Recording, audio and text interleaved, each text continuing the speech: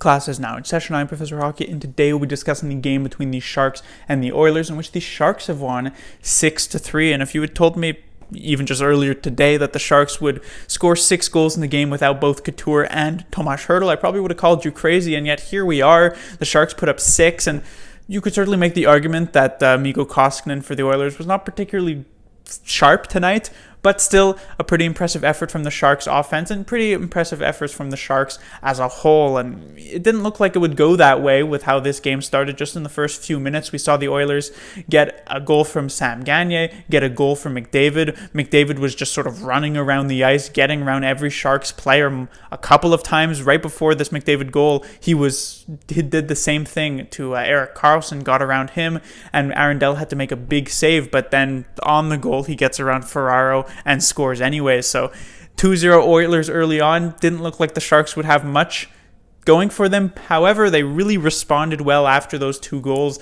The first period, for the rest of it, was mostly just controlled by the Sharks. They got the goal from Timo Meier to cut the lead in half, and then Evander Kane, very importantly, would make it tied at 2 going into the first intermission.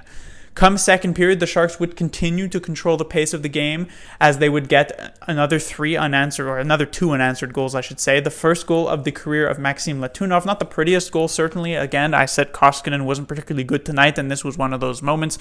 But still, first career goal is a first career goal, so it was nice to see Latunov get on the board. And then it would be Stefan Nason who would end up with the eventual game winner, making it 4-2 San Jose, and that would be the score going into the third period. Come third period, Timo Meier would get a second to make it 5-2, but then there was a bit of a scare as Ethan Bear would make it 5-3 Oilers, and after that it was, the Oilers had a few good shifts, 2-3 minutes of chances, and with how this season has gone at times for the San Jose Sharks, being up just a couple of goals with a good 10 minutes left in the third period is a bit scary, but the Sharks held them back well enough. LeBanc would eventually score an insurance goal to make it 6-3, which would quell the fears of Sharks fans, and they would go on to win that game.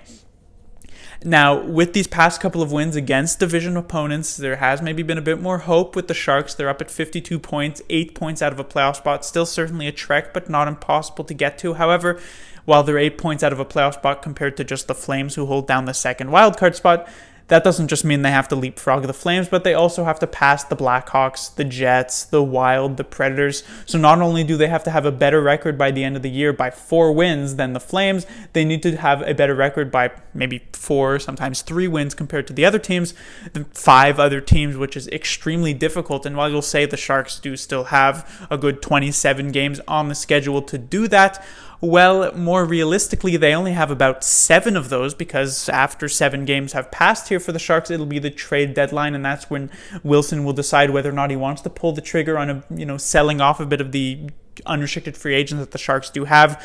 Dillon would likely be an inevitable trade target if the Sharks decide to go for the sell, and we could even see Arundel end up getting traded to a different team, and he's certainly been one of the reasons why the Sharks have even remained even slightly competitive in the playoff race. If Dell gets traded and the Sharks go with Jones, the likelihood of going into the playoffs or even having a chance of going to the playoffs probably just drops to 0 at that point with how we've seen Jones play as of late.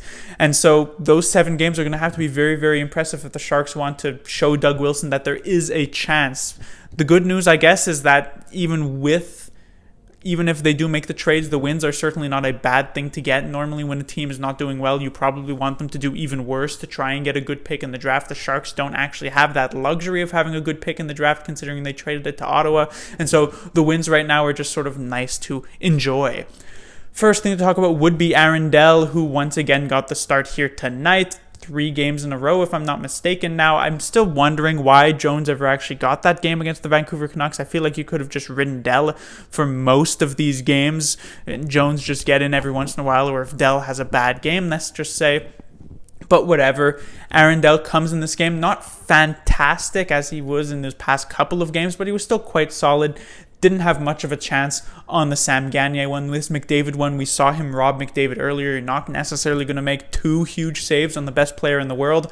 The Bear one was a great shot by Bear, although maybe one Dell could have had. But otherwise, he was pretty solid. So all around pretty good game for Arundel, you could say. And I would be surprised if he didn't get the next start as well, especially since the Sharks do have a few days off here. Next, I'll talk about the Thornton line, that of course being Thornton, LeBanc, and Meyer. It was relatively impressive here tonight, at least at even strength. We knew Thornton, LeBanc had some chemistry. Meyer getting in on that line has also made it look pretty good, I would say. It wasn't fantastic the previous night against the Calgary Flames, but better here. And as I've said multiple times, Meyer was one of the players you would look towards that step up in the absence of both Hertl and Couture, and Meyer has been doing a very good job of that. Same with Evander Kane, and he continued to do that tonight. Was quite close to the hat trick, but the puck ended up deflecting off of LeBanc into the net for that 6th goal. But still a good night for Meyer and the rest of the line, as well as Thornton, after just getting his 1500th point, added another couple of those to the tally.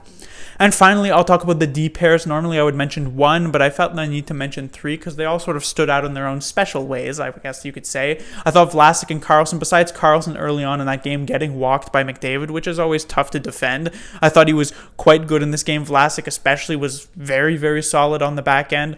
I was also impressed with Dylan and Burns' performance. Burns had a couple of great offensive moments, but also was showing some strong play defensively. There, multiple times this season I've complained about Burns just running around the defensive zone sort of like a headless chicken, really just watching the puck. And there was one moment in the 3rd period where this puck ends up going to the point, and there were so many times when a puck goes to the point, you would see Brent Burns this season sort of just watch that puck, maybe try and get in the lane to attempt to block it, but he wouldn't be covering his man, and then that player would be left wide open if the puck did make its way through to the goalie. But this time, we see Brent Burns make a very simple play. He just ties up the stick of that player, and so this puck ends up just going wide, but near where Brent Burns and that player were. And so it's a simple play, but it's something that was very important for Brent Burns to do to try and keep the Oilers off the board, especially since this was a pretty pivotal point in the game. As I said, I believe this is when it was 5-3 San Jose still. If it was 5-4 at that point, it would be a whole different ball game. So a simple play by Brent Burns, but still quite good, and it's something we haven't really been seeing a lot from him this season. Maybe this could be the start of something, but I've said that so many times this season, I'm not necessarily holding out so much hope for that. And finally, the Ferraro and Shemek pair. As I said, all these pairings stood out in a bit of a special way, and Ferraro and Shemek in a special way not so good, as they were mostly dominated every time they came on the ice here. It was just not a great game for either of these two players. Ferraro, Shemek just seemingly out of position a lot and not really making much happen whenever they found themselves on the ice against the Draisaitl line or against the McDavid line. It was sort of like an AHL couple of players against NHL players.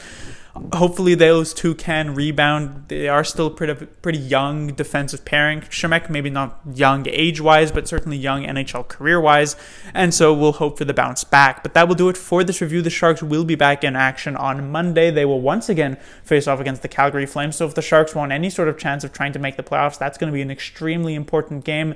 They've already beaten the Flames just recently, just a couple of days ago, as well as earlier on this season. They're 2-0 against the Flames. They'll look to go 3-0 on the year. Class dismissed.